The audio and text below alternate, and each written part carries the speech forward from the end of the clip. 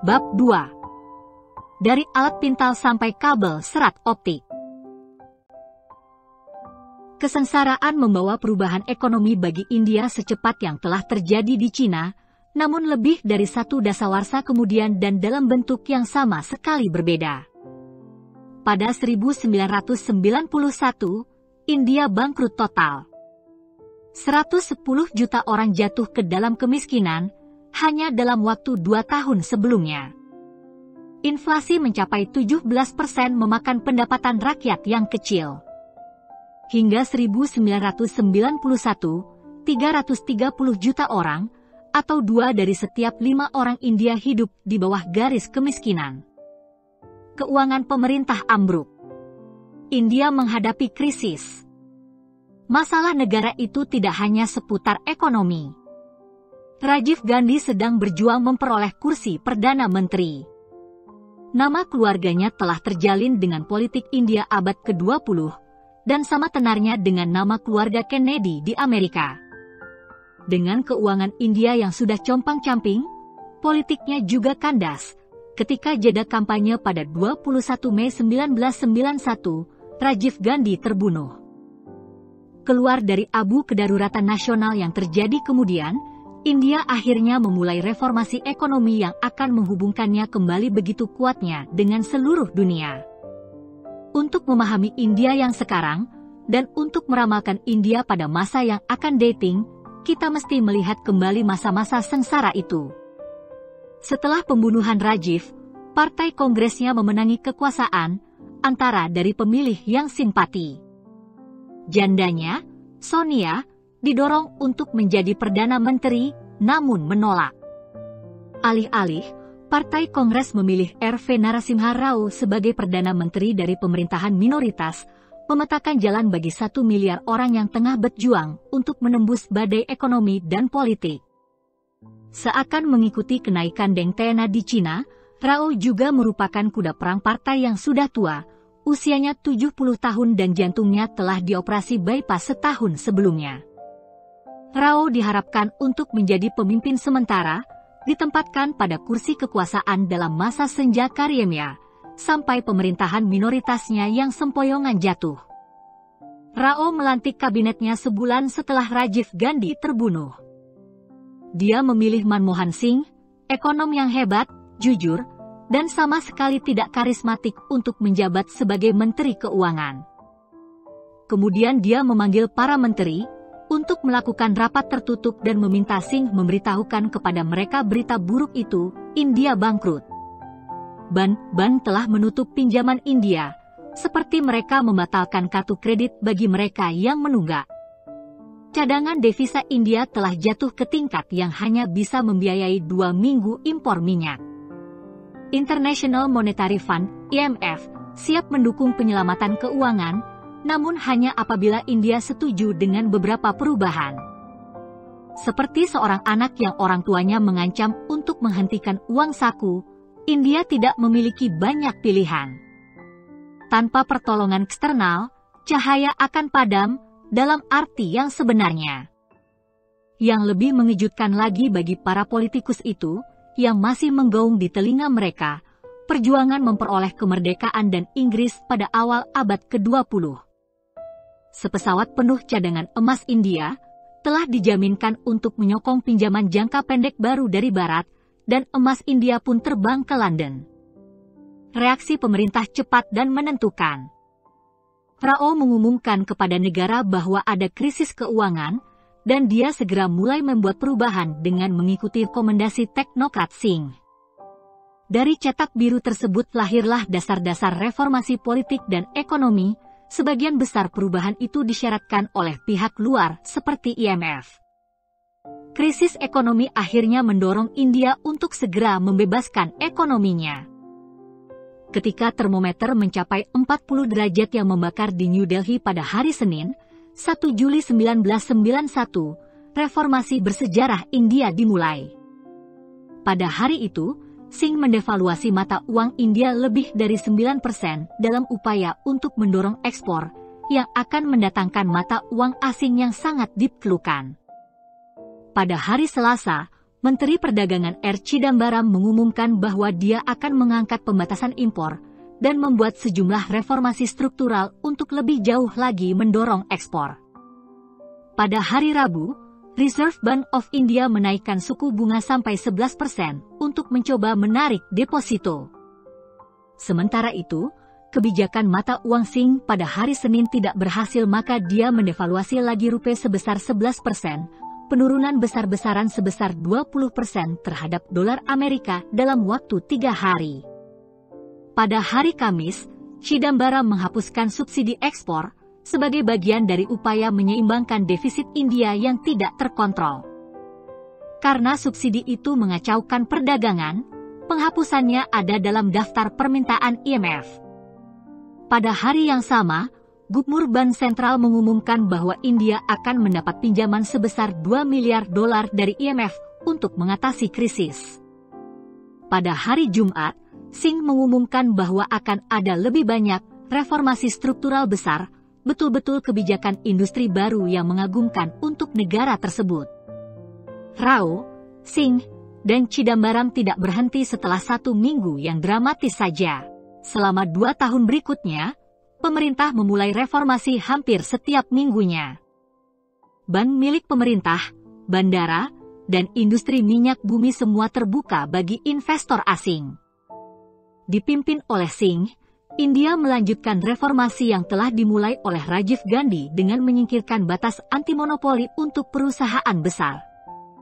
Singh menyingkirkan banyak license Raj yang mengendalikan perdagangan dan industri India dengan mensyaratkan lisensi untuk banyak transaksi, sebuah gerakan yang memangkas birokrasi dan korupsi dalam waktu singkat.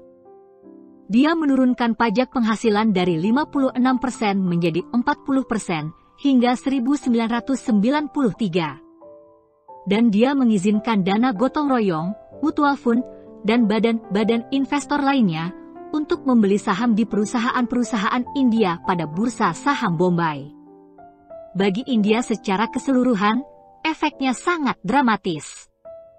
Ekonomi berkembang lebih pesat daripada dekade-dekade sebelumnya, dan perusahaan-perusahaan mulai mempekerjakan mereka yang kehilangan pekerjaan. Inflasi 2 digit turun menjadi inflasi 1 digit yang dapat dikendalikan. Hutang terbayarkan dan cadangan devisa yang berharga cukup banyak. Krisis telah dapat dielakkan. Cahaya masih menyala. India memiliki kebebasan politik selama hampir 5 dasawarsa, namun baru minggu Juli yang panas tahun 1991 itu, India memulai perjuangan untuk kebebasan ekonomi yang akhirnya sukses. Perbaikan ekonomi yang luas ini menghasilkan perubahan dramatis bagi keluarga-keluarga biasa.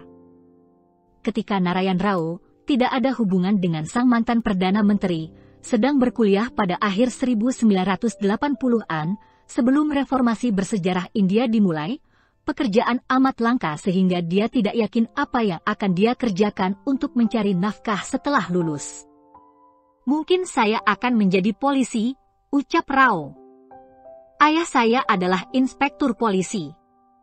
Alih-alih, dia lulus dengan gelar ilmu komputer pada saat yang tepat, ketika ekonomi India sedang bertransformasi. Dia beserta saudara laki-laki dan perempuannya semua memiliki karir di India, yang tidak bisa mereka bayangkan sebelumnya sebelum pergantian tahun 1991. Adik laki-lakinya memiliki perusahaan yang membuat jaket untuk Nike dan Reebok. Adik perempuannya menguji perangkat lunak untuk novel. Rao bekerja di Bangalore untuk Wipro Technologies, salah satu perusahaan teknologi termaju di India. Penugasan terbaru membawanya ke kantor pusat Otis Elevator di Farmington, Connecticut, di mana dia melihat salju untuk pertama kalinya. Ayahnya terkejut ketika anak laki-laki tertuanya memiliki penghasilan melebihi dirinya, hanya dalam waktu 4 tahun setelah menyelesaikan kuliah. Di tempat lain yang kemajuan dapat dicapai melalui pendidikan tinggi, cerita Rao sepertinya adalah hal yang biasa. Namun, di India tempat Rao dilahirkan, lintasan karirnya tidak terpikirkan sampai beberapa tahun yang lalu. Kini, jutaan keluarga seperti keluarga Rao menjadi makmur melalui cara-cara yang sebelumnya tidak mungkin di India. di bawah bayang-bayang Gandhi dan Nehru. Namun, apa sebenarnya yang membuat India menunggu begitu lama? India telah menghabiskan berpuluh tahun dalam pengasingan ekonomi yang dipaksakan sendiri, dan walaupun hal itu adalah pengasingan yang bertujuan baik, rakyatnya tetap terperosok dalam kemiskinan. Akar pengasingan ini berawal dari perjuangan India untuk mencapai kemerdekaan dari Inggris. Kemunculan negara ini dari kekuasaan asing telah mewarnai setiap momen sejarah pasca kolonial India, mulai dari pergerakan awal India untuk memodernisasi ekonominya, sampai kesulitan politik yang dihadapi baru-baru ini saat memperkenalkan diri kembali kepada komunitas bisnis global. Komunisme melumpuhkan Cina, sedangkan India dirintangi oleh reaksi terhadap kolonialisme. India selama ini dihantui oleh dua hantu yang tetap hidup pada periode pasca kolonial, ajaran anti-industri Mahatma Gandhi dan sosialisme Jawaharlal Nehru, yang bersama-sama menyebabkan India menarik diri dari ekonomi dunia setelah memenangi kemerdekaan dari Inggris tahun 1947. Gandhi dan Nehru merupakan guru India, dan seperti hantu mau yang terus membayangi Cina. Filosofi dan ide-ide mereka tetap dihormati selama puluhan tahun setelah kematian mereka. Pada 1991, negara menderita karena pandangan yang dibentuk Gandhi dan Nehru selama perjuangan melawan kolonialisme masih terus melekat. Pandangan politik mereka, sosialisme dan nasionalisme ekonomi, telah terbentuk dalam diri orang-orang India, sehingga mereka lebih dekat dengan akhir abad ke-19 daripada akhir abad ke-20. Dikagumi oleh seluruh dunia atas anjurannya untuk sikap tanpa kekerasan dan desakan moralnya untuk membantu orang-orang miskin, Gandhi mendukung kebijakan yang bertujuan untuk memastikan kemerdekaan ekonomi India dari industrialisasi Barat. Dia menganjurkan alat-alat produksi tradisional, dilambangkan dengan setiap hari menggunakan alat pintal kayu, dan meminta rakyat India untuk berhenti memakai pakaian impor dan menggunakan barang-barang impor sebagai pemberontakan terhadap keterikatan ekonomi dengan kekuasaan kolonial. Desakan Gandhi untuk hanya menggunakan obat-obatan alamiah telah membuat banyak orang, termasuk istrinya sendiri, meninggalkan obat-obatan dan vaksin yang tersedia. Ketika istrinya sekarat karena radang tenggorokan tahun 1944, Inggris mendatangkan persediaan penisilin untuknya, namun Gandhi tidak mengizinkan dokter menyuntikkan obat tersebut karena dia percaya penggunaan jarum melanggar prinsipnya tentang anti kekerasan. Gandhi memangku kepala istrinya ketika dia meninggal. Gandhi mempraktikkan selibat selama 42 tahun sisa hidupnya dan percaya bahwa penahanan nafsu merupakan satu-satunya kondisi yang bisa diterima untuk mengendalikan kelahiran. Hasilnya, populasi India meledak dan sumber daya India semakin berkurang karena orang lain tidak sedisiplin dia. Kebijakan-kebijakan ekonominya juga tidak dapat diterapkan karena semuanya syarat makna simbolis. Nehru, Perdana Menteri pertama India, merupakan pendukung sosialisme. Perencanaan terpusat, seperti yang dicontohkan oleh Cina dan Uni Soviet, sangat populer selama periode pasca Perang Dunia II.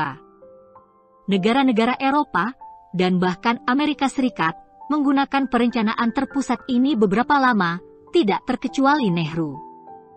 Selama perjuangan kemerdekaan terhadap Inggris, Gandhi dan Nehru memiliki impian untuk membuat India negara yang swasembada. Bagi kebanyakan politikus India, penyokongan nasionalisme ekonomi terwarisi dari gerakan India menuju kemerdekaan. Karena takut bahwa investor asing akan menjadi British East India Company berikutnya dan penjajah baru, Nehru mempersulit perusahaan asing untuk berinvestasi di India merdeka, sulit bagi perusahaan India untuk mengekspor barang, dan amat mahal bagi India untuk mengimpor barang. Gandhi terbunuh pada 1948, namun Partai Kongres, yang didirikan oleh Gandhi dan Nehru, meneruskan desakannya untuk swasembada dan mencegah India merdeka bergabung dengan ekonomi global pasca perang yang meledak. Pada tahun-tahun pertama kemerdekaan, kebijakan-kebijakan tersebut membantu berdirinya perusahaan India dengan subur, namun lebih dari puluhan tahun, terlindungi dari tekanan luar, menyebabkan banyak perusahaan India malas dan tidak kompetitif. Elit bisnis India terkait erat dengan gerakan kemerdekaan nasional dan menyerap sebagian besar nilai-nilainya. Tidak ada bisnis yang selalu terkait dengan sejarah India akhir abad ke-19 dan awal abad ke-20 selain Tata Group. Jamsetji Tata, pendiri Tata Group pada 1868, adalah seorang nasionalis yang bermimpi akan swasembada negaranya. Pada 1886, dia memulai Swadeshi Mills untuk mempromosikan penggunaan tekstil India alih-alih mengimpor pakaian Inggris. Beberapa dasawarsa berikutnya, Gandhi, dengan jenteranya, menjadi penganjur gerakan Swadeshi yang paling terkenal. Pada 1902, Tata membuka Taj Mahal, hotel mewah pertama yang dimiliki orang India, setelah ditolak masuk ke dalam hotel Inggris ketika dia berniat menghibur kliennya.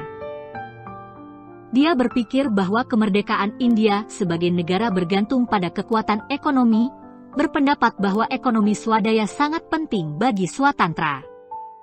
Dia berencana untuk membuat India swasembada dalam produksi baja. Impian yang terus dia kejar sampai dia meninggal, dengan mencari dengan keras endapan biji besi yang diperlukan untuk membuat baja di India. Anak laki-lakinya mampu mewujudkan impiannya dengan mendirikan perusahaan pabrik baja India, Tata Iron and Steel, pada 1907. Pengganti anak lelakinya, J. R. D. Tata, menyediakan kebutuhan baja untuk repelita pasca kemerdekaan India. J. R. D. Tata juga merupakan seorang pilot dan mendirikan maskapai penerbangan India pertama, yang kelak menjadi Air India. Atas permintaan Nehru pada 1952, dia bahkan mendirikan perusahaan kosmetik India pertama, Lakme, agar para wanita tidak mengeluh ketika Nehru melarang pemakaian kosmetik asing di India.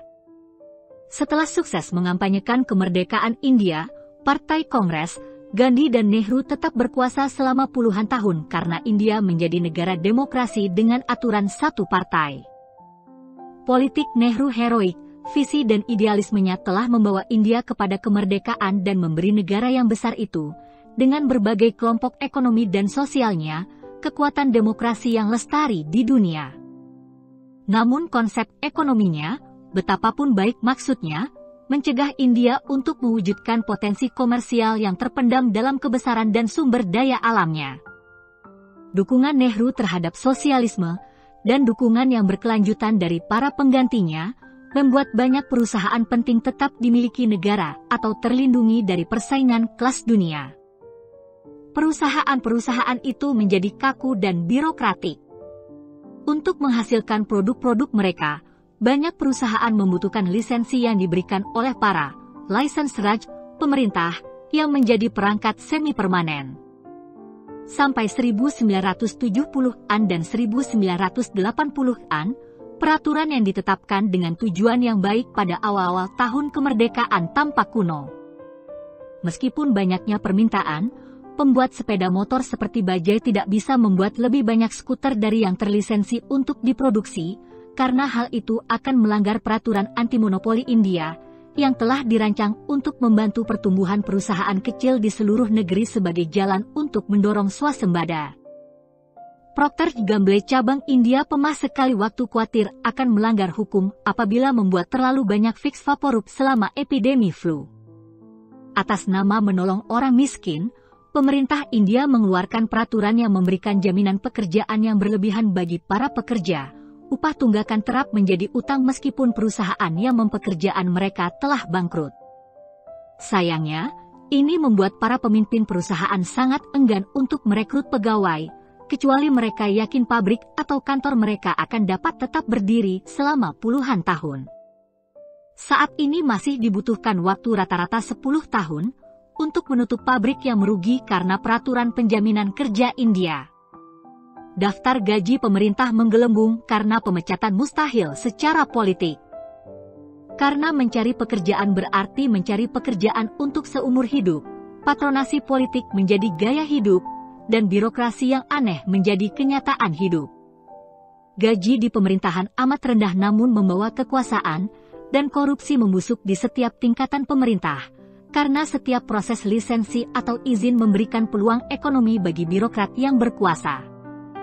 Dinasti politik Gandhi dan Nehru terus berlanjut masa hidup mereka, dan penerus mereka tidak hanya menggunakan nama mereka, tetapi juga teori ekonomi mereka.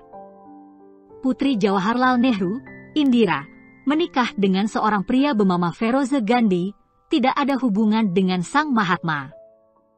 Melanjutkan warisan ekonomi ayahnya, Indira Gandhi menjabat sebagai Perdana Menteri dari 1966 hingga 1977, dan terpilih lagi pada 1980 sampai terbunuh oleh pengawalnya sendiri pada 1984.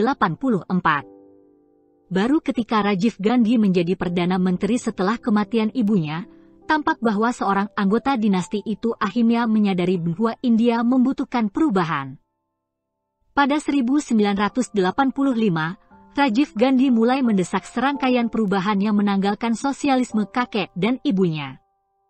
Dia mengubah peraturan untuk mengizinkan lebih banyak impor dan ekspor, memotong pajak, dan mengurangi lisensi yang dibutuhkan industri untuk memproduksi barang. Dia menaikkan batas anti-monopoli, memungkinkan perusahaan untuk tumbuh sampai senilai 80 juta dolar. Masih relatif kecil, namun meningkat 5 kali lipat. Para birokrat India yang menganut ajaran Gandhi menyatakan bahwa telepon merupakan hal yang mewah, bahkan pada 1985, namun Rajiv Gandhi memperbolehkan penggandaan jumlah telepon secara nasional untuk memangkas masa menunggu. Dia mengangkat batas harga pemerintah terhadap barang-barang seperti semen dan aluminium. Konsekuensi dari segala tindakan ini amatlah besar, pertumbuhan ekonomi berkembang 2 kali lipat, dan perusahaan mulai mempekerjakan karyawan. Ekspor tumbuh secara dramatis. Namun, masa-masa ledakan ini berumur pendek. Setelah 2 tahun, upaya reformasi Rajiv Gandhi melemah di hadapan perlawanan dari pegawai pemerintah dan para petani. Dia dikalahkan dalam pemilihan tahun 1989 setelah inflasi yang tinggi menekan para pemilih.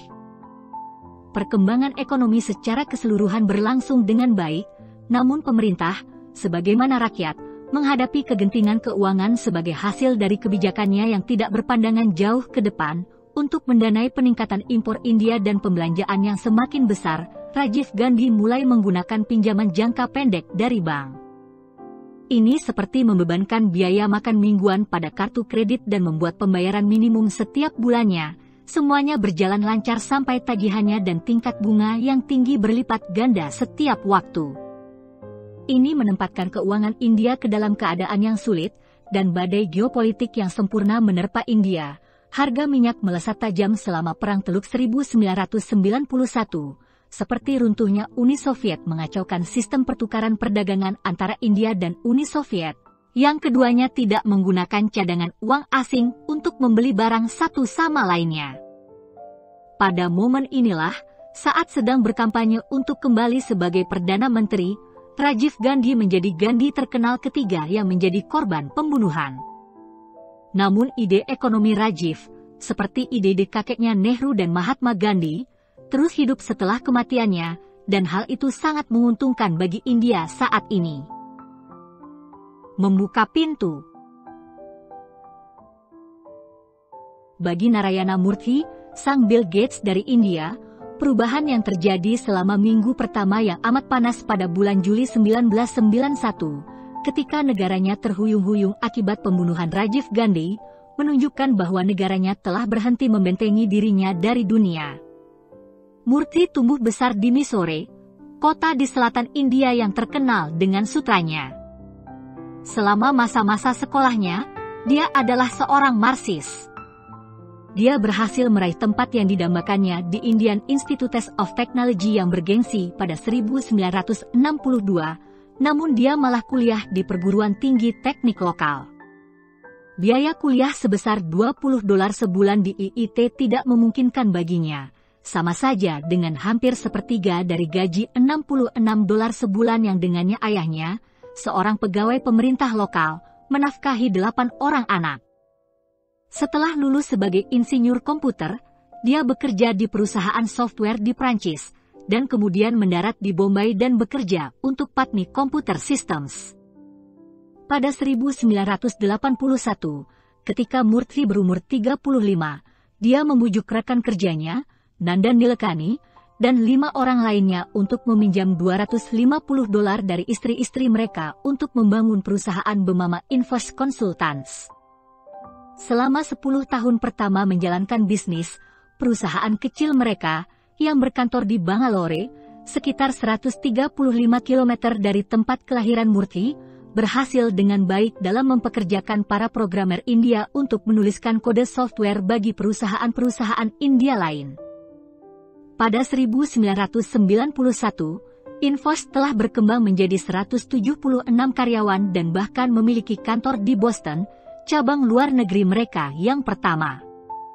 Tentu saja, tidak mudah bagi Murthy dan warga India lainnya untuk pergi ke Boston. Sebelum 1991, perjalanan ke luar negeri hampir mustahil. Bayangkan bahwa apabila Murthy ingin mengunjungi kantor perusahaannya di Amerika, pertama-tama dia harus mengajukan izin dari Reserve Bank of India, yang merupakan bank sentral negara itu, agar diperbolehkan menukar rupiah Indianya menjadi dolar Amerika. Bagi orang Amerika, ini bagaikan mengajukan petisi kepada Alan Greenspan untuk berlibur ke Meksiko. Namun, pada 1991, pemerintahan Rao telah membuat sebagian mata uang India dapat ditukar, dan tiba-tiba saja warga India tidak perlu meminta izin kepada siapapun untuk pergi kemanapun mereka mau. Sebelum 1991, ketika perizinan pemerintah merajalela dan impor ditekan, tidak mudah untuk membeli peralatan dari luar negeri. Kalau Murthy atau siapapun ingin membeli komputer dan membawanya ke India, perlu waktu 2 tahun untuk mendapatkan izin impor dari New Delhi, dan setelah lewat waktu 2 tahun itu, komputer apapun yang ingin dia beli sudah ketinggalan zaman. Namun, ketika Singh pada 1991 menyingkirkan sebagian besar lisense Raj yang bertanggung jawab atas segala jenis penundaan, perusahaan seperti Infosh hampir setiap malam mampu menerima peralatan modern, dan perusahaan-perusahaan India secara pesat ikut termodernisasi. Sekarang Infosh tetap membutuhkan lisensi impor ketika membeli komputer dari luar negeri, namun perusahaan itu mampu mendapatkannya dalam waktu setengah hari di Bangalore daripada waktu 2 tahun dari New Delhi. Birokrasi yang sepertinya selalu menyulitkan Murthy dan rekan-rekannya jauh lebih buruk bagi industri lain. Karena industri teknologi relatif baru, ia menghadapi sedikit peraturan dari license Raj. Perusahaan-perusahaan dari bidang lain bergembira ketika pembatasan dari pemerintah ditanggalkan pada 1991. Sejak Juli 1991, perusahaan-perusahaan India tidak hanya secara cepat dapat memperoleh peralatan impor tanpa kewajiban izin khusus, mereka juga segera dapat membeli barang-barang impor dengan harga yang lebih rendah. Sebagai bagian dari peraturan tua yang dirancang untuk membantu perkembangan swasembada, India pernah suatu waktu memungut pajak sebesar 150% untuk software impor. Jadi sistem operasi seharga $100 akan mencapai harga yang mengejutkan seharga $250, menempatkan harga komputer jauh dari jangkauan kebanyakan orang India, dan semakin membuat impor komputer dan software jauh lebih mahal untuk kebanyakan perusahaan India. Namun, selama masa perubahan yang dramatis Juli itu, pemerintah menghapuskan kewajiban memperoleh izin, membuka jalan bagi revolusi komputer di India. Perubahan-perubahan lain tidak begitu disambut oleh perusahaan-perusahaan India, dan sebagian bahkan mengancam kelangsungan Infosh. Pada 1991, pemerintah mengizinkan perusahaan-perusahaan dari beberapa industri, termasuk industri teknologi, untuk 100% dimiliki oleh orang asing. Dalam melaksanakan kebijakan tersebut, pemerintah India mengubah sebagian peraturan tahun 1977 yang memaksa perusahaan asing yang melakukan kegiatan bisnis di berbagai industri di India untuk menyerahkan kendali operasi penisahaan mereka di India, biasanya dengan menjual mayoritas operasi India mereka kepada publik atau kepada perusahaan-perusahaan India. Peraturan tersebut sangat kontroversial ketika ia diterapkan sehingga IBM, Coca-Cola, dan investor besar asing lainnya menyerah dan menarik diri dari India. Peraturan tersebut telah melindungi pemisahan India dari kompetitor asing dan mengubahnya berarti membuka pintu masuk bagi Microsoft, Oracle, dan pemisahan teknologi kuat lainnya yang kemudian dapat bersaing dengan Invoice. Banyak teman-teman saya mengatakan kepada saya, "Masa depanmu hancur, Kenang Moon-hee." Mereka mengatakan bahwa dia seharusnya menggunakan pengaruhnya sebagai ketua kelompok perdagangan teknologi India yang kuat Nascom untuk memaksa pemerintah mundur dan membiarkan peraturan proteksi tetap pada tempatnya. Dia mengabaikan mereka. Saya selalu percaya akan pasar bebas dan saya mengatakan tidak, kita tidak akan melakukannya. Beruntung baginya, lebih banyak kebaikan yang datang dibandingkan keburukan. India memiliki pasar saham sejak 1875, yang merupakan pasar saham pertama di Asia, namun dalam puluhan tahun perusahaan India jarang yang memanfaatkannya. Sebuah kantor yang bernama Controller of Capital Issues bertanggung jawab untuk menentukan seberapa besar saham yang dapat dijual dalam bursa saham. Seberapa besar perusahaan bisa mematok harga saham dalam penawaran publik pertama atau Initial Public Offering, IPO. Orang yang memiliki wewenang untuk menentukan harga itu, biasanya birokrat yang tidak terlatih tentang bagaimana bursa saham bekerja, menentukan harga saham tidak sesuai peraturan, seringkali dengan harga rendah yang jarang mencerminkan nilai sebuah perusahaan. Pada tahun pertama 1980-an, Murthy dan rekan-rekannya pernah harus mengambil keputusan, apakah mereka perlu membawa Invoice go public, menambah modal di pasar saham untuk berkembang dengan cepat? Controller of Capital Issues mematok harga sekitar Rp25, meski sesungguhnya Invoice berharga 4 kali lipat dari itu. Oleh karena itu, Murthy dan rekan-rekannya memutuskan untuk menahan niatnya, menolak untuk menjual perusahaan yang mereka bangun untuk harga yang menurut mereka absurd. Selama reformasi tahun 1991, pemerintah India membubarkan kantor yang mengendalikan harga pasar saham dan membiarkan perusahaan dan bank-bank investasi mereka menentukan harga penawaran yang wajar, seperti penanganan IPO di bursa-bursa saham besar di seluruh dunia. Tahun berikutnya, Invoice go public. Pada harga Rp95 setiap lembar, atau sekitar Rp20.000, IPO itu telah naik 4 kali lipat daripada dalam peraturan yang lama.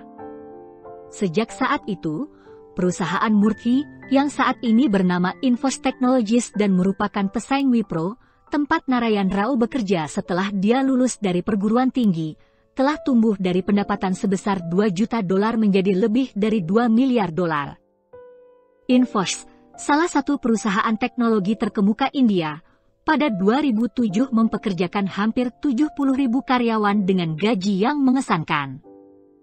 Invoice milik Murthy memiliki reputasi sebagai Microsoft-nya India, lebih dari 300 karyawannya menjadi jutawan, berkat keputusan untuk bergabung ke pasar saham, dan harga saham perusahaan yang meningkat. Sang mahasiswa yang dahulu keluarganya tidak mampu membiayai $20 per bulan untuk belajar di perguruan tinggi elit, saat ini memiliki kekayaan sebesar $1,8 miliar, menurut majalah Forbes. Dengan menciptakan pekerjaan dan harapan untuk masa depan begitu banyak pemuda India, Invoice yang dikagumi banyak orang menampilkan perwujudan yang terlambat dari impian Gandhi dan Nehru akan India merdeka yang swasembada. Rasa kagum berdatangan dari seluruh pelosok dunia. Bill Gates dari Microsoft, Zhu Rongji dari China, Lee Kuan Yew dari Singapura, dan bahkan Tony Blair dari Inggris masing-masing memperingati kunjungan mereka dengan menanam pohon di halaman kampus Invoice yang luas di Bangalore. Menoleh ke China. Perubahan-perubahan tahun 1991 membawa ledakan ekonomi tidak hanya bagi Invoice, tetapi juga bagi India. Namun, proses reformasi yang dimulai dengan begitu menggebrak menjadi kendur hanya dalam beberapa tahun. Begitu India melewati krisis 1991, rasa urgensi tak banyak tersisa. Golongan kiri India dan kepentingan-kepentingan kelompok yang dirugikan oleh perubahan-perubahan itu menentang upaya reformasi. Pada 1996, skandal korupsi besar-besaran menyebabkan para pemilih meninggalkan Partai Kongres dan memilih koalisi berhaluan kiri dari Partai Petani dan Partai Keadilan Sosial. Reformasi ekonomi terhentikan. Sejak pemerintahan Rao jatuh pada 1996, pemerintahan India menjadi tidak stabil setelah puluhan tahun masa kekuasaan satu partai. India yang demokratis memiliki 5 pemerintahan yang berbeda pada dekade selanjutnya. Reformasi ekonomi tertunda, dan kemudian mulai lagi dan maju dengan terseok-seok, dengan beberapa kemunduran yang mengecewakan selama perjalanannya. Sementara itu, pada pertengahan 1990, kaum intelektual, bisnis, dan pemimpin politik India mulai berbicara tentang kebangkitan Cina. Para cendekiawan India percaya bahwa kemajuan pesat Cina tidak akan lestari. Mereka memprediksi adanya masalah setelah Inggris menyerahkan Hong Kong, yang bebas kekangan kembali ke Cina yang otoriter pada 1997.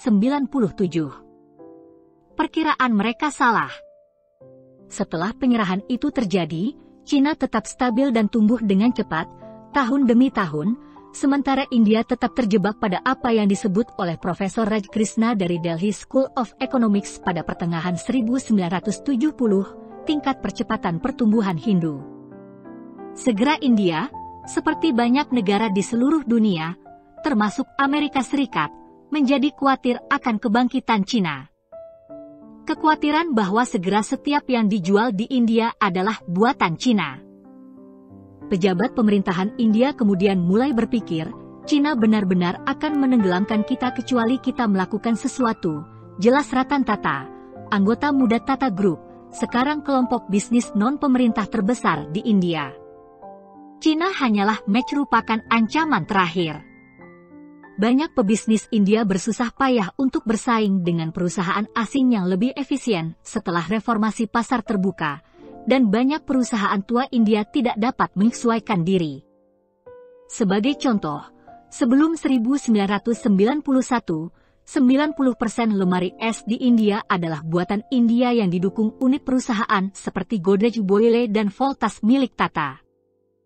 Pada 2006, perusahaan-perusahaan asing telah menyusul merek-merek India, Lagi dan Korea menjual 30% lemari es di India, Whirlpool menjual 24%, dan Godrej di urutan ketiga dengan hanya menguasai 13% pasar. Tantangan-tantangan yang dihadapi Tata Group yang berusia seabad sekali lagi serupa dengan yang dihadapi oleh negara. Ketika Ratan Tata mengambil alih kendali selama masa krisis ekonomi pada 1991, banyak perusahaan konglomerat itu yang berpuas diri tidak dapat bersaing di luar India, atau bahkan berhadapan dengan perusahaan asing yang menjual barang di India. Voltas merestrukturisasi diri, menjual pabrik, merumahkan lebih dari setengah karyawannya, dan berpartner dengan merek asing untuk kembali meraih keuntungan. Tata Steel yang patut dipuji adalah salah satu yang menghadapi masalah terberat. Meski berperan sebagai tonggak dalam sejarah perusahaan, dan memiliki hubungan yang membanggakan dengan gerakan kemerdekaan India, Tata Steel jauh terbelakang pada 1991, sehingga Tata mengultimatum manajemen perusahaan itu, bahwa dia akan menutup Tata Steel kecuali mereka bisa membalikkan keadaan. Setelah para manajer pulih dari keterkejutan, mereka mulai bekerja keras, dan dalam beberapa tahun berhasil menjadi salah satu dari produsen baja terefisien di dunia. Kisahnya sama bagi perusahaan demi perusahaan di dalam rombongan Tata. Karena dia telah membuktikan bahwa bahkan perusahaan tertua India dapat berkembang pesat dalam pentas dunia setelah India membuka ekonominya, Ratan Tata menjadi pemimpin bisnis India yang paling dihormati, gabungan antara Jack Welch dari GE dan investor terkenal Warren Buffett. Ketika dia datang ke kantor pusat Tata di Bombay, Ratan Tata berjalan melintasi parung pualam kakek buyutnya, sang pendiri perusahaan, dan patung perunggu pendahulunya, J.R.D. Tata. Pada hari-hari biasa, monumen-monumen tersebut tetap membisu mengingatkan sejarah keluarga dan perusahaan.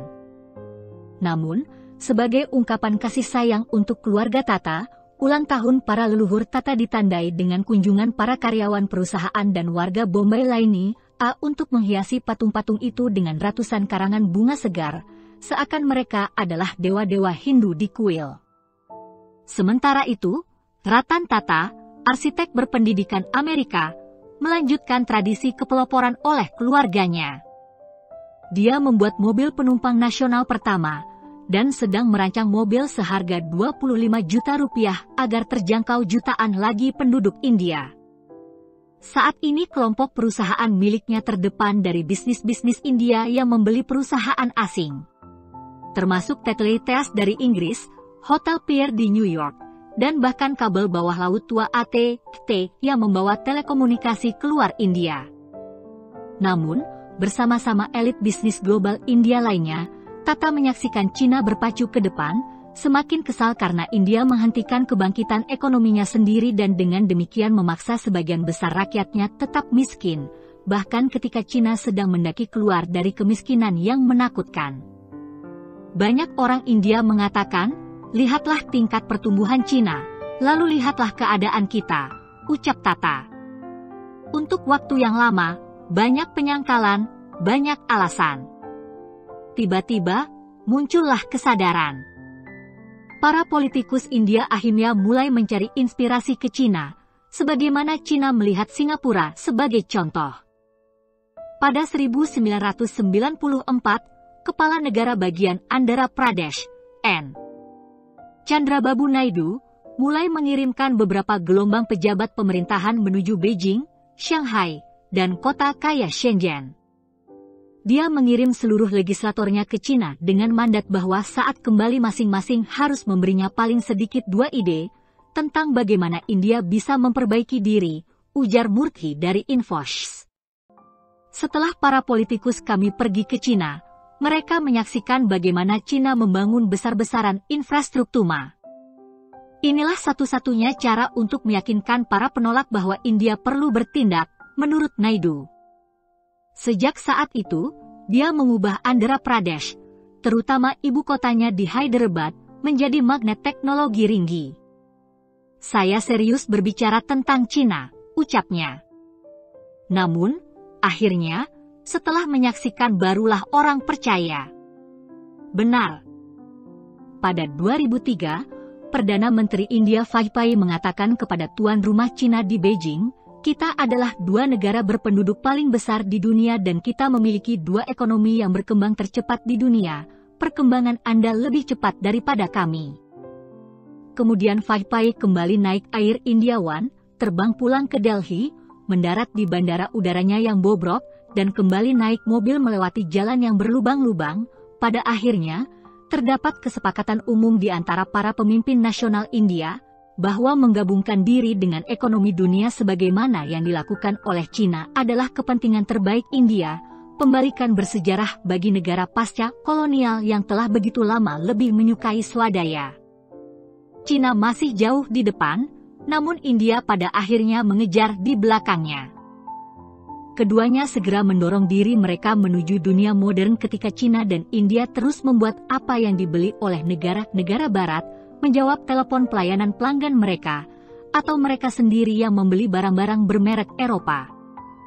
Globalisasi jelas memberi keuntungan besar baik untuk India dan Cina, mengangkat 200 juta rakyat India dan Cina keluar dari kemiskinan selama tahun 1990-an dan melontarkan puluhan juta lainnya jauh ke depan ke kehidupan kelas menengah. Kini India dengan penuh kekalutan berlomba untuk mengimbangi Cina. India masih percaya diri bahwa reformasi dapat diandalkan untuk membawa mereka berpacu. "Sayangnya, kami terlambat memulai reformasi, tapi sekarang reformasi sudah tinggal landas," ucap Naidu, dan kehidupan rata-rata orang India membaik. Bahkan sekarang penarik riksau dan penjual sayuran pun punya telepon genggam. Pada pemilihan umum terakhir, Ketua Partai Kongres, Sonia Gandhi, janda cucu Nehru Rajiv, dilaporkan kembali ditawari kesempatan untuk menjadi Perdana Menteri, namun dia menolak untuk mendukung reformis terpercaya. Tidak lain adalah Manmohan Singh, ekonomis liberal yang menjadi Menteri Keuangan pada 1991. Singh pada gilirannya menunjuk Chidambaram, yang membantunya menjalankan reformasi tahun 1991 sebagai Menteri Keuangan. Pemerintahan Singh sepakat bahwa India perlu lebih menyerupai Cina, membangun jalan dan bandara, serta menarik investor asing untuk membawa lapangan kerja bagi orang India. Kami berbuat lebih banyak untuk kaum miskin dengan mengejar agenda kompetisi itu dalam waktu beberapa tahun saja daripada yang kami capai dengan mengejar agenda kemiskinan selama puluhan tahun, tegas mantan Menteri Keuangan Vijay Kalkar di dalam surat kabar pada 2005. Pemerintah India, yang melihat Cina sebagai contoh, akhirnya berjanji untuk tidak hanya keluar dari permasalahan melainkan juga memacu upaya untuk mereinkarnasi ekonomi India. Kami mengakui bahwa infrastruktur adalah permasalahan terbesar kami, ungkap Menteri Perdagangan India Kama Nath. India telah membangun 5.370 km jalan raya, dengan 2.600 km lagi sedang dibangun, dan rencana tambahan sepanjang 6.000 km. Pemerintah berencana untuk menghabiskan dana sebesar $150 miliar untuk infrastruktur antara tahun 2005 dan 2010. $50 miliar untuk membangun bandara, pelabuhan, dan jalanan yang sudah sangat tua, $75 miliar untuk pembangkit tenaga listrik yang menyediakan listrik bagi 125.000 desa, dan untuk memberi penerangan di tempat-tempat lainnya, serta $25 miliar untuk telekomunikasi. Jumlah keseluruhannya lebih besar dibandingkan apa yang pernah dihabiskan oleh India. Baik itu bandara, pelabuhan, atau jalanan, India mulai lepas landas, ucap Nath. Namun, Morgan Stanley mencatat bahwa bahkan menghabiskan $150 miliar tidaklah cukup untuk memelihara pertumbuhan India setidaknya 8% per tahun.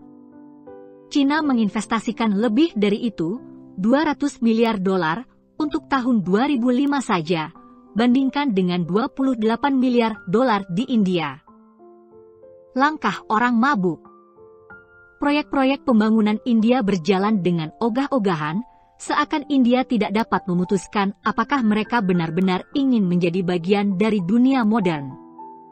Bandara di kota Bangalore merupakan contoh yang utama. Mula-mula dibangun tahun 1942, bandara tersebut hanya sedikit berubah dalam 60 tahun terakhir. Lantai ubinnya yang putih, koridor-koridor yang suram, dan kursi-kursinya yang jorok, butuh waktu lama untuk menunggu di ban berjalan bagasi, membuat bandara itu lebih mirip bandara negara berkembang. Kita mungkin malah bisa menemukan pegawai bandara yang kurus bersandar ke tembok, tidur, dan staf lainnya menyantap makan malamnya di meja dekat pemeriksaan paspor, tidak jauh dari rumpukan rapi dahan pohon sepanjang 5 meter. Karpet merah yang kumal, direkatkan ke lantai dengan lakban, menuntun keluar, di mana kerumunan mungkin 250 orang, kerabat yang menunggu, supir taksi, dan calo hotel, hilir mudik sepanjang waktu malam ataupun siang. Namun, sebagian besar Bangalore, kota terbesar ketiga India, tidak lagi merupakan bagian negara berkembang. Bangalore kini dikenal sebagai lembah Silikon India dan tempat tinggal para jenius teknologi, yang bekerja untuk beberapa pemrogram komputer tercanggih dari Amerika. Infos dan Wipro memiliki kampus yang sangat hebat di Bangalore, hampir setengah industri bioteknologi India yang sedang tumbuh terletak di sana, dan perusahaan-perusahaan besar barat termasuk General Electric, Philips Electronics, Intel, dan Nokia memiliki gedung kantor di Bangalore yang berisi ratusan karyawan kerah putih yang terhubung dengan ekonomi global dengan koneksi internet berkecepatan tinggi. Dealer mobil mewah, gedung apartemen, dan mal-mal bermunculan dalam tahun-tahun belakangan ini. Namun, setelah Infos yang cepat menyerap tenaga kerja mengancam pemerintah Bangalore bahwa mereka akan memindahkan kantongnya ke tempat lain, kecuali bandara dibangun barulah infrastruktur kota itu mulai diperbaiki. Bangalore yang berteknologi tinggi berada pada urutan teratas dalam daftar kota yang perlu mendapatkan bandara baru, namun pembangunan dimulai 3 tahun terlambat, dan proyek tersebut sudah 30% melebihi anggaran. Pada 2005, pembangunan jalan-jalan raya Bangalore dimulai, kemudian berhenti. Pembangunan jalan layang berhenti menggantung di tengah jalan, seakan menunggu invest untuk menciptakan teknologi yang memungkinkan mobil untuk terbang. Orang India bergurau bahwa India bagaikan orang yang berjalan pulang ke rumah sambil mabuk. Ia maju 1 langkah ke depan, lalu 2 langkah ke belakang, tetapi akhirnya sampai juga di rumah. Reformasi India, terutama terhambat oleh politik lokal, cenderung untuk bergerak maju secara tiba-tiba. Kemudian tersentak berhenti, lantas terdorong lagi ke depan. Kami berusaha belajar dan Cina, kata Kamal Nath, Menteri Perdagangan pemerintahan Singh yang selalu berpenampilan rapi itu. India perlu belajar dari kekuatan Cina, kemudian membangunnya dengan pola kita sendiri, ucapnya. Selain membangun jalan, bandara, dan rel kereta, India berencana untuk menghabiskan $5 miliar untuk membangun 9.600 km rel kereta api, yang bertujuan untuk membantu ekspor mencapai pelabuhan lebih cepat. India telah membangun zona-zona ekonomi khusus yang serupa dengan Cina. Zona-zona India juga menawarkan penghapusan pajak dan mengurangi birokrasi, namun lebih kecil dibandingkan Cina dan cenderung untuk industri tertentu. Misalnya, salah satu zona yang direncanakan India hanya ditujukan untuk perusahaan farmasi. Ukuran yang kecil juga akan membatasi pengaruh zona-zona itu. Di India, di mana begitu sulitnya membebaskan tanah baik dari penduduk yang legal maupun yang menduduki tanah secara ilegal, zona-zona ekonomi rata-rata sekitar 4 km persegi, banyak yang hanya 1 km persegi. Zona-zona Cina benar-benar raksasa, terkadang mencakup 400 km persegi. Kamal Nath, yang merupakan seorang politikus kawakan, mengatakan bahwa Cina bisa berubah lebih cepat karena paham otoritariannya. Kami bertanggung jawab kepada parlemen dan juga kepada pers kami yang sangat-sangat bebas, ucap Menteri Perdagangan Nath, yang menyokong zona-zona itu. Cina bisa mengambil berbagai langkah pintas, tidak secara demokratis. Itulah sebabnya pertumbuhan ekonomi mereka begitu fenomenal. Memang, untuk proyek Three Gorges Dam saja Cina menenggelamkan 365 desa, membuat 1,2 juta pindah. Semuanya dilakukan dengan perintah resmi pemerintah. Hal semacam itu tidak mungkin dilakukan di India. Ada sebuah lelucon India yang berbunyi demikian, Deng Xiaoping duduk di mobilnya sambil membaca koran, ketika supir pribadinya menyelanya dan mengatakan, "Kamerat, ada masalah." Tanda di depan menyatakan belok kiri untuk komunisme, dan kanan untuk kapitalisme. Arah mana yang mesti saya tuju? Deng kemudian menjawab, "Tidak ada masalah. Beri saja tanda ke kiri, tapi bloklah ke kanan." Di India, pemerintah mesti memperoleh konsensus dari berbagai konstituensi, partai-partai politik yang majemuk, kelompok kepentingan yang lantang bicara, pebisnis lokal, dan para penduduk. Bisa makan waktu bertahun-tahun untuk membujuk pemilih yang waspada untuk berubah. India cenderung untuk menangani masalah satu persatu. Ia pelan-pelan membuka satu industri yang mandek terhadap persaingan, dan kemudian akan ada ledakan kegiatan dan peluang bagi industri tersebut. Maskapai penerbangan adalah contoh yang bagus. Selama puluhan tahun, orang India menggunakan Indian Airlines, perusahaan penerbangan kuno milik negara, yang awalnya bernama Tata Airlines sebelum dinasionalisasi oleh Nehru pada 1953. 40 tahun kemudian, India mengubah arah, mengizinkan kembali perusahaan penerbangan swasta. Bersamaan dengan itu berdirilah Jet Airways, penerbangan murah yang dapat diandalkan. Kemudian muncullah Air Descent dan Kingfisher Airlines yang tanpa pelayanan ekstra, dengan beberapa maskapai lainnya. Semuanya dengan cepat mengungguli Indian Airlines, dengan pelayanan dan rute yang lebih baik serta tarif yang lebih murah. Indian Airlines memiliki 500 karyawan per pesawat, sementara Jet Airways memiliki 150 dan Kingfisher 70. Semakin banyak lagi orang India yang melakukan perjalanan karena tarif penerbangan minim, sampai ke titik yang sebanding dengan tiket kereta api kelas 1. Industri telekomunikasi juga meledak setelah pada akhirnya India mengizinkan perusahaan swasta. Sampai 1985, ketika India dengan segan mulai membuka pasar telekomunikasinya, layanan telepon bercirikan tarif yang tinggi dan panggilan yang sering putus, semua dibenarkan dengan alasan bahwa kepemilikan oleh pemerintah perlu agar dapat memberikan layanan yang lebih baik bagi yang miskin. Pada masa itu, dibutuhkan waktu 10 tahun sampai telepon terpasang, sehingga warga mendaftarkan anak mereka dalam daftar tunggu, dengan harapan bahwa mereka akan memiliki telepon pada saat mereka menikah nanti.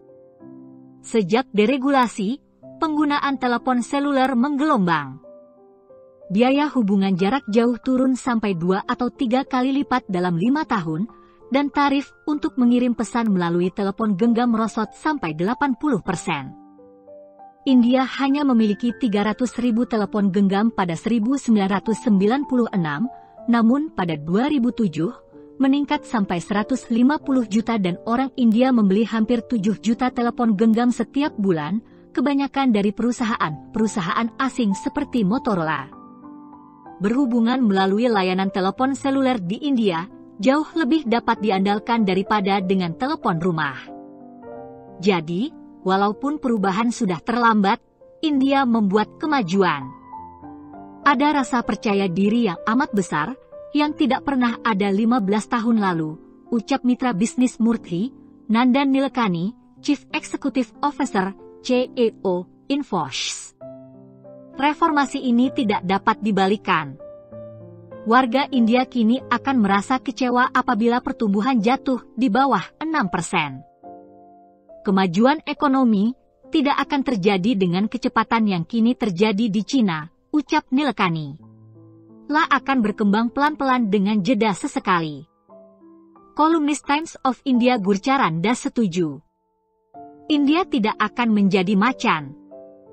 India adalah gajah yang mulai berjalan lamban dan bergerak maju, kata Das di dalam laporannya yang sangat bagus tentang sejarah ekonomi India pasca kemerdekaan, India Unborn.